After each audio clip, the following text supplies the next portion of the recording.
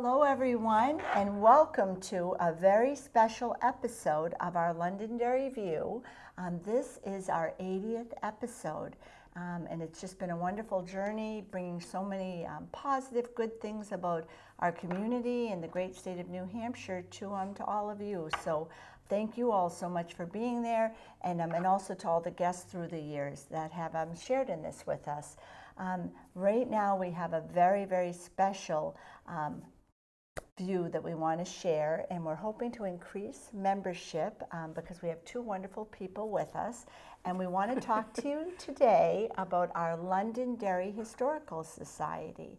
And if you haven't heard about it, you're going to learn a lot today about Londonderry's history, which Mr. Ellis just reminded me goes back to 1719. And all of the different things through the years that have brought all of us here today. And I have with me today Linda Green, who is the president of our Londonderry Historical Society. And also we have Dr. David Ellis, who is our curator. And then I'm just a very honored member to be a part of it.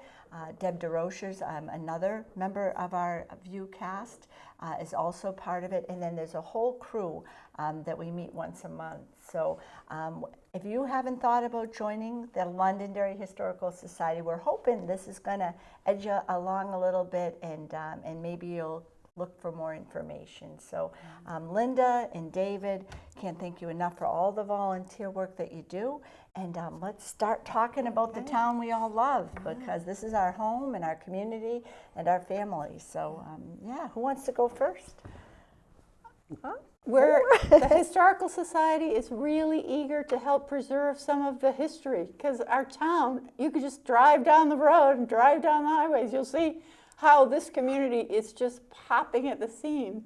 But we want to be able to keep some of the rural character of our community so that we can show the next generation, this is where we came from, this is how we developed, and learn about our history so that we can learn from our history and not make the same mistakes, and be able to go on and take good lessons from our history, and something that we can be very, very proud of, our wonderful rural roots right here in Londonderry.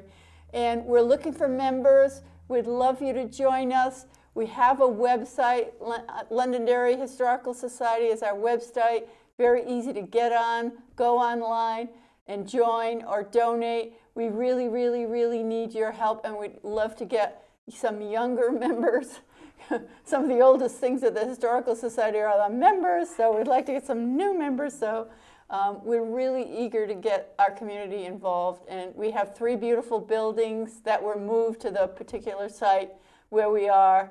And there's a Morrison House from the 1700s, Palmenter Barn, which just joined a trail, a barn trail. That's a whole new kind of thing that you can go online and look at that, and take little tours around all the historic barns of the area. And that was developed by the UNH extension program. And also the barn, and we have the blacksmith shop, the Clark blacksmith shop. Mr. Clark just passed away recently, but he did bequeath us that beautiful blacksmith shop, and we'd love you to be able to see that. And the land itself, we're on 2 beautiful acres right near the green. Those were donated by the Mack family, Andrew Mack, who was an amazing philanthropist for this town, someone that I hope people are remembering. He did pass away a few years ago, but we're so grateful for everything in our community and everyone who's made our Historical Society there through the years so that we can still enjoy our history.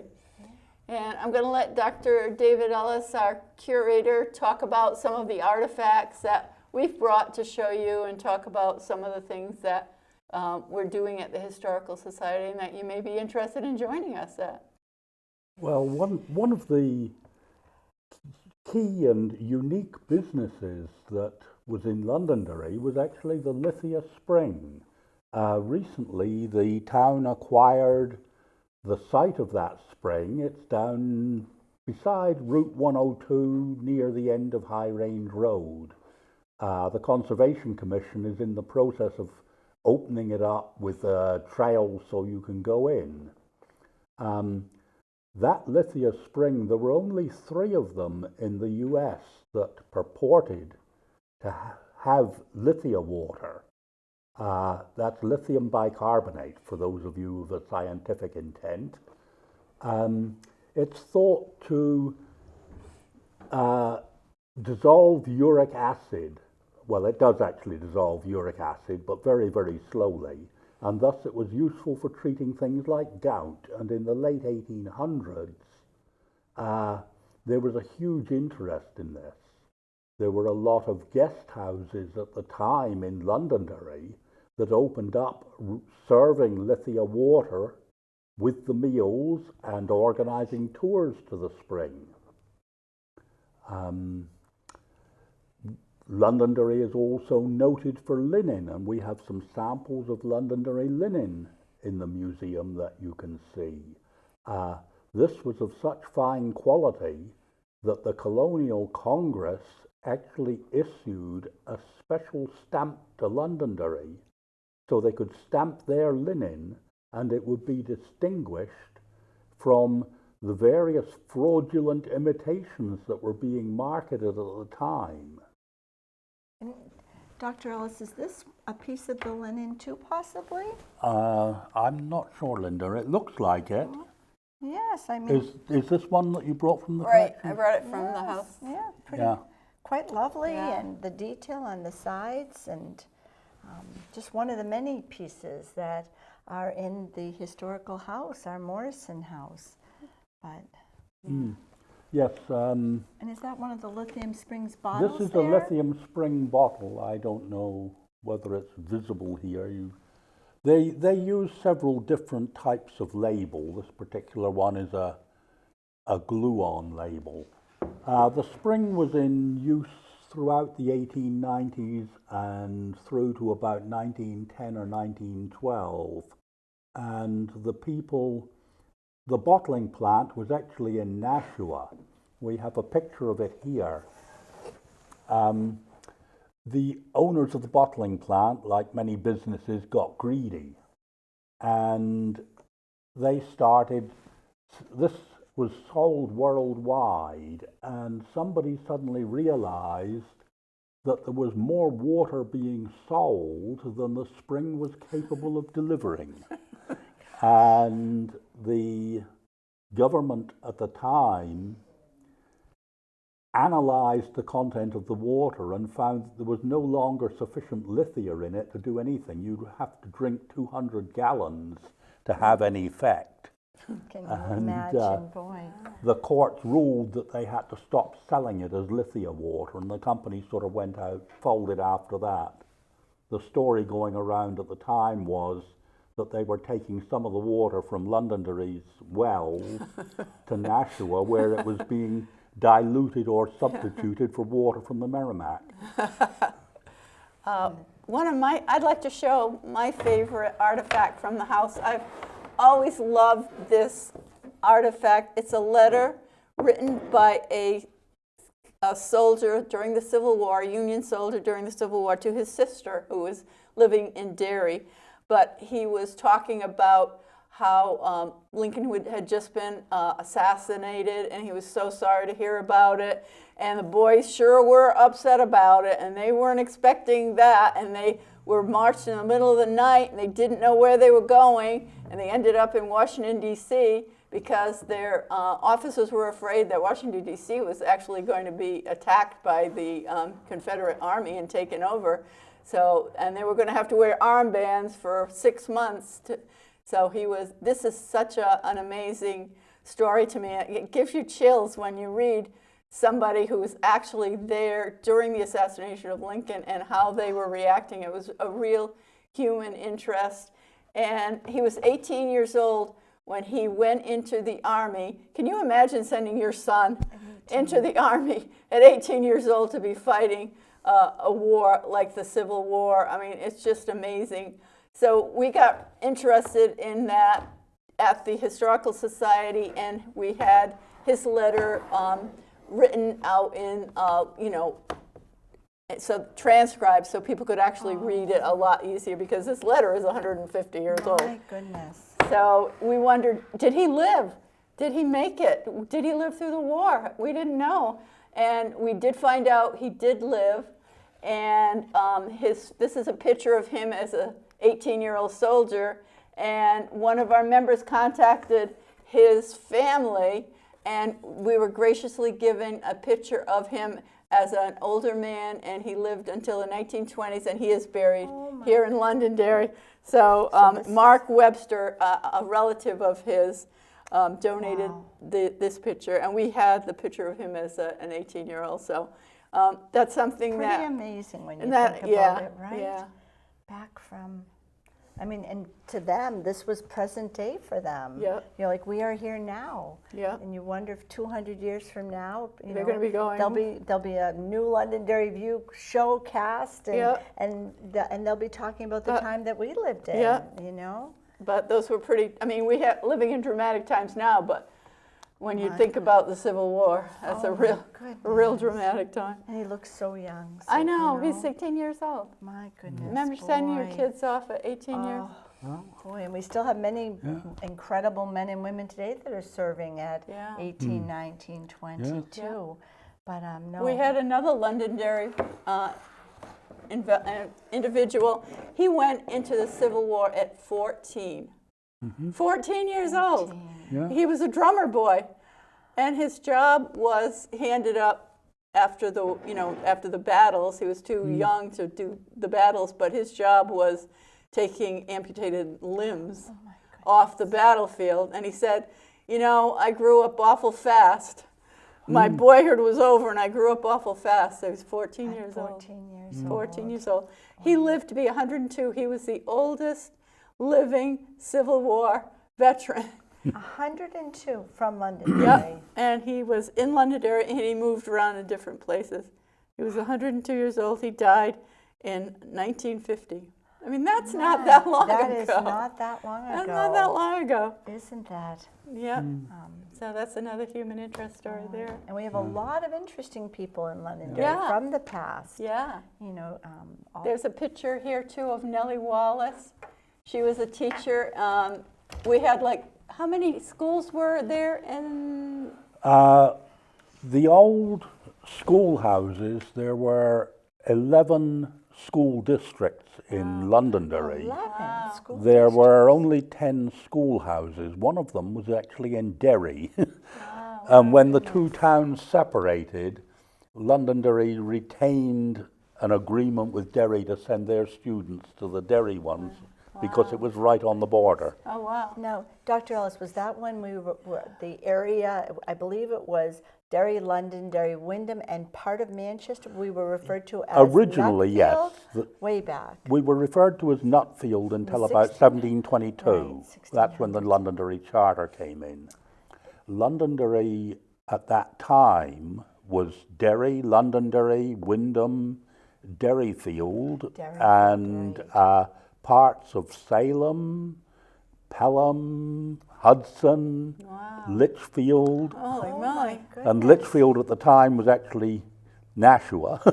I was going to guess Manchester because I No, think it of was the Route Nashua 3A. was a huge town. It was called Dunstable, and the northeast corner of Dunstable is actually in the Musquash. It is a large rock that I convinced the Historical Society to put a sign up that marks it. If you go along the north side on the old Alexander Road through the Musquash and follow it out, I think it's called the Blue Trail now, and it will make a turn to the south, and it's probably about 200 or 300 yards down on the south. There is a huge rock towers over you. That rock was actually surveyed in the 1600s, I think around 1650-ish. And it was the corner of Brenton's farm, which subsequently became part of Dunstable. Wow. And that plaque is still there? That plaque was there last time I was out there. It's only been put up, it's a sign, that just an explanatory sign about the rock. That's amazing, boy. But no, the boundary of Dunstable went from that rock down to It crossed Mammoth Road right at the Wyndham line where the big waterfall is.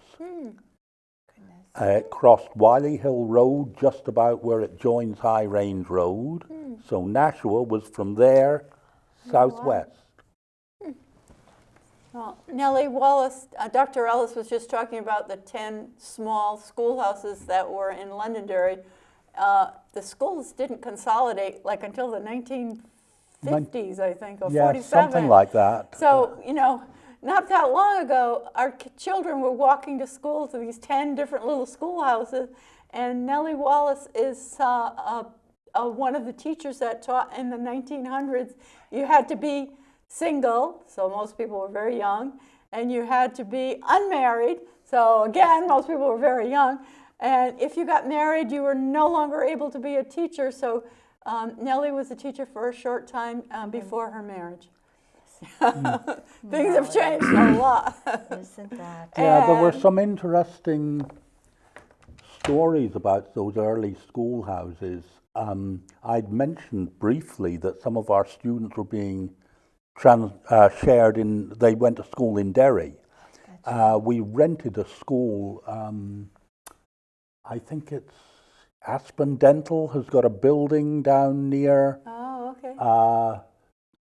near the entrance to where the old Walmart used to be. Yeah. And that was approximately where that school was located. Oh, wow. We rented it from a private citizen in Derry to send them there. And when that stopped, it was around 1902 or 1903, they decided they'd move the students. There were only about 6 of them at that time. They would have to attend the District 9 school, which was where Old Derry Road crosses Old Auburn Road. Wow. And that was too far to go, and they hired someone to transport them to and from school. Now at that time, It's been a horse and buggy. it must have been In horse that and school buggy bus. stuff, We didn't and have that's the school probably the buses. first Londonderry school bus. And how many children do you think would have been in that schoolhouse? 10? Oh, 20? typically they were very, very variable. Some had a huge number. District 7 and 8 had a very large number of students, and when just prior to the local schools being consolidated, those two were actually first consolidated in something called the Morrison School that is still up on Rockingham Road in North Londonderry. Oh, wow. And they sent grades through, I think it was about 7 and 8 were consolidated there.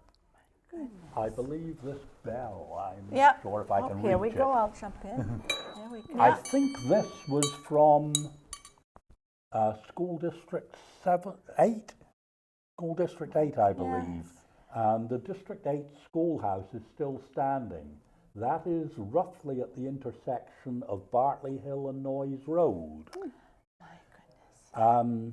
It's interesting because of Old Home Day. Old Home Day was started, I think, was it 1901 or 1891, somewhere around there. And it was largely, initially in Londonderry, they held, the churches got together and held interfaith celebrations on Old Home Day for the first few years. Well, District 8 School held their own Old Home Day, and they had a thriving society that was well attended. And even after the schoolhouse was sold, I think that was in late 1940s, that Old Home Association of the District 8 School bought land and a house which is directly opposite the end of Noyes Road on Bartley Hill. And that house became the District 7 Old Home thing. My goodness. You make me think that we need to organize, and maybe it could be a way to raise some money too, but almost like a tour. And I know through the years you've done this, but tour like of these historical places, because I want to walk to where the rock was. I want to, you know, go up to this home, but I also want, more importantly, someone like either of you there to tell me about it and share the stories and the memories of all the research that you've done through the years, you know. David has an amazing tour, right? Going over to Derry to see where the first church was, where the first sermon was, where the first stream, you know, and then going around the cemetery and seeing some of the early. Is there one planned, Dr. Ellis? Is there another one I planned? haven't at the moment because nobody's come forward and said I want one. We haven't gotten a bus. We haven't had transportation, but I don't know if the town. You never know with it because, and you know, we have a I lot mean, of new families. Part of that tour, I start in the old graveyard behind the parish meeting house. Because some of the one of the graves there happens to be one Halbert Morrison that I believe is your ancestor. Yes, Doctor, you've been incredible helping. Well, and that's something too, that like how many of our viewers really have no idea that somehow they're here for a reason. And my parents, George and Pearl, truck driver and one of the first workers at Mr. Steer in Shaw's, and but they've long passed. And then it was a dear cousin who did our genealogy, and I don't know how my dad, a truck driver from Canada, picked here, you know, and it was a small apartment in Derry, right on the line. You could put one leg in Derry, one leg in Londonderry, and then bought a condominium over at Kendallwood.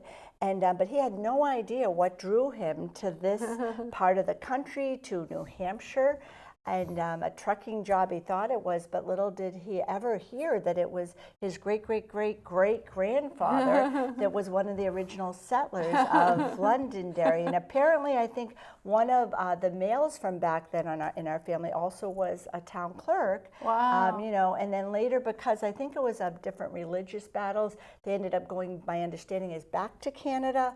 And then there's actually in Nova Scotia a Londonderry Canada there too. So, you know, you never know how we end up where we do, but I so wish they were here so that I could have shared what David shared with me. And, you know, but in here I'm raising my family here, and, you know, but it's fascinating how we all ended up where we are.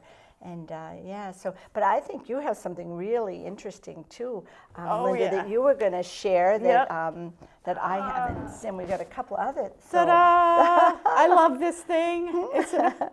Nobody else seems to like it, but I do. It's you know, our forebears had some fascinating ways of dealing with everyday problems. And this is a mousetrap, and the mouse, you know, the bait's in here, the mouse goes in, and hopefully it shuts and the mouse is in there.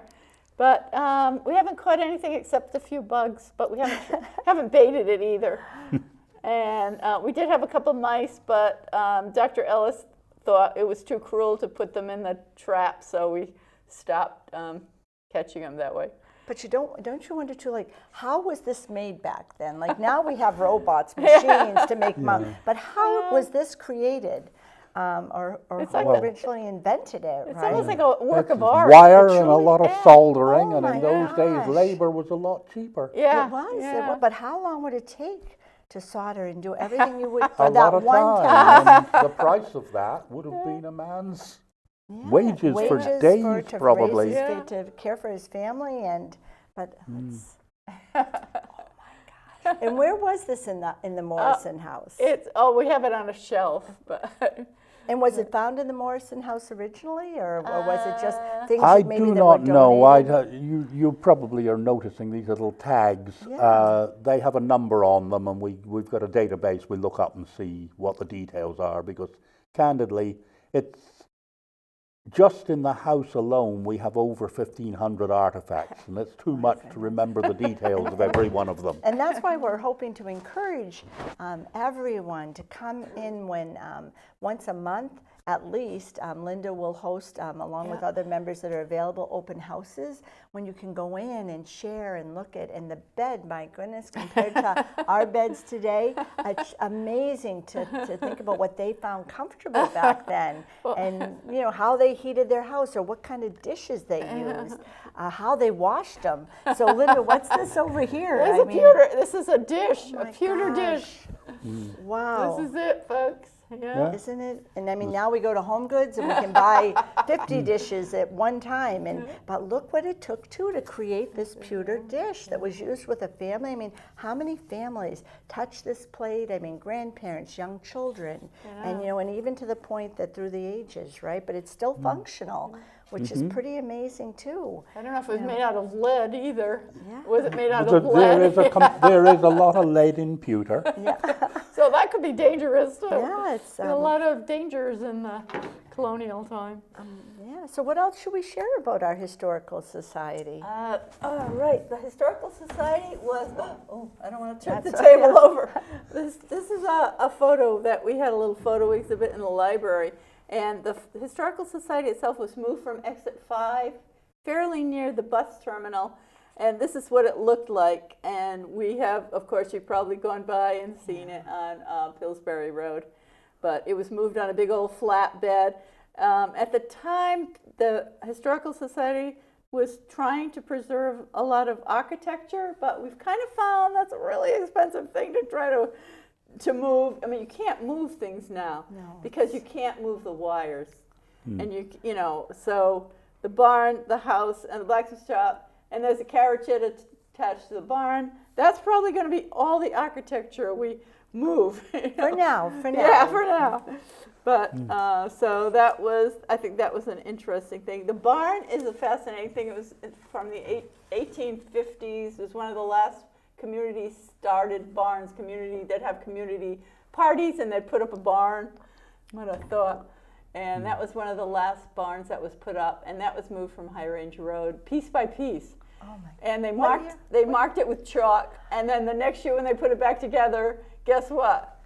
Chalk had fallen off and washed off, had disappeared. Put the puzzle together. And it was like a big old puzzle, big old jigsaw puzzle, so they had to hire someone to reconstruct the barn. Together, But these it's buildings beautiful. will last forever. And it's breathtaking. If you haven't had an opportunity to go into the Morrison House, the barn, and also remember too, thanks to the hard work of David and Linda and the committee, if you're thinking about having a wedding an event, a celebration, you can actually rent out for a very small fee, really a donation, a small donation to use the property. Photographers have been coming, you know, and going, taking pictures of families, but there's a lot happening there. At Old Home Days coming up in August, usually the second week of August, it's always an open house and there's activities going on there. Very special coming up, Tea for Our Troops, thanks to the wonderful Kennedy family in town. It's just an amazing time and celebration that take your breath away. Celebrating our troops, our veterans, and it's a wonderful way to experience the joy and peace of tea and tranquility, and also help out our veterans. So lots of things going on. Well, go to our website. You can look at the events tab, and it has everything that's happening on our events tab. Especially Old Home Day. Come on down, Old Home Day. It's going to be the 15th. We'll have lots of craftspeople. We'll have the first regiment with their cannons and marching and muskets. And the Sons of the American Revolution, they come to every one of our open houses and march with their period uniforms, with their muskets. And so, we'd just love to have more community involvement and, of course, members. Members. Do you remember when our next open house is? I think it's only a few weeks away, isn't it? Yeah, it's the third Sunday in May. 1 to 3, and it's going to be every Sunday, every third Sunday in every month up until November.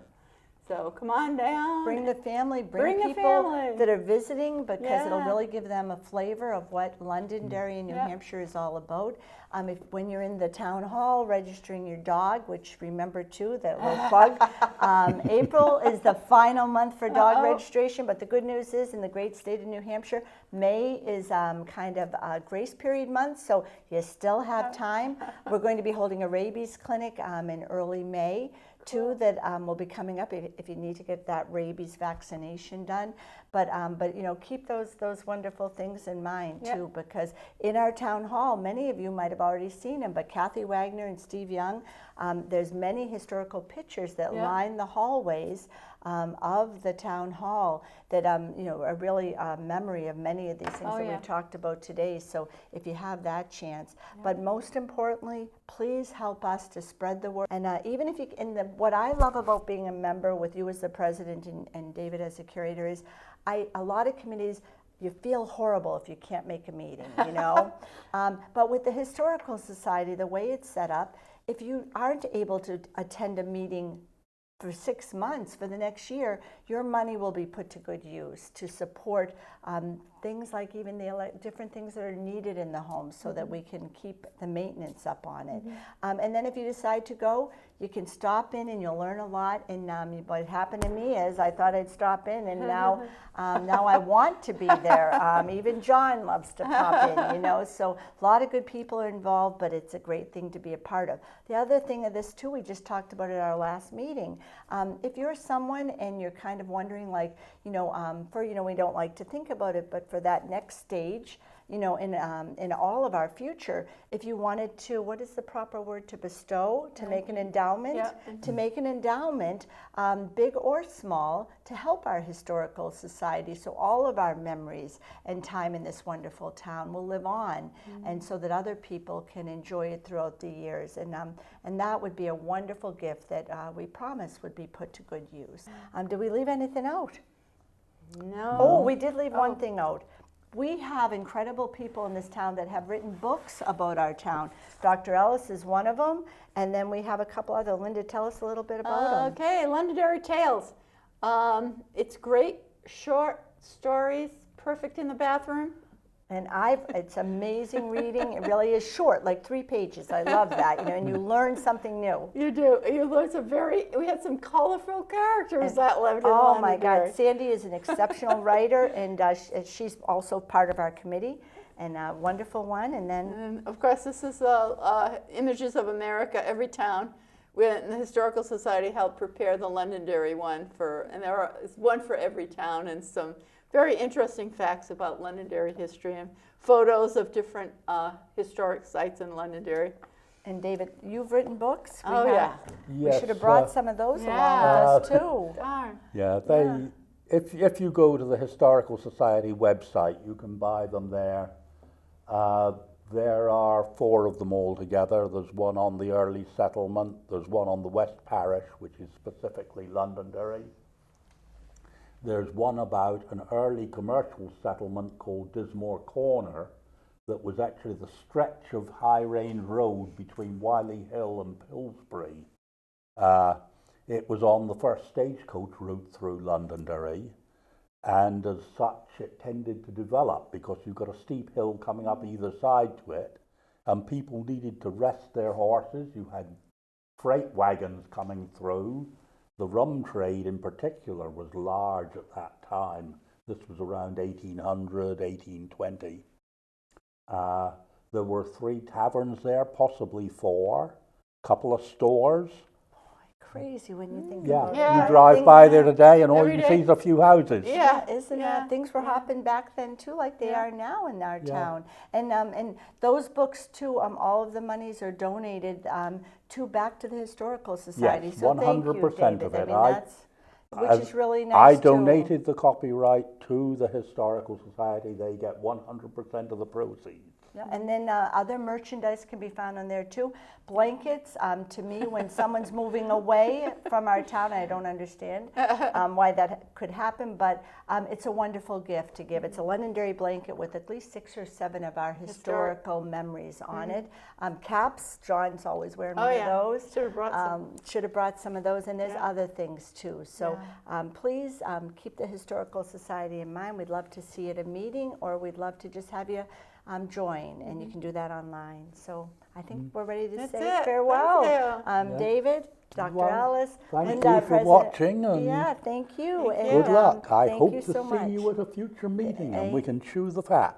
There you go. Chew the fat. I like that. Goodbye, everyone. Goodbye. Thank you so much for watching. We really appreciate it.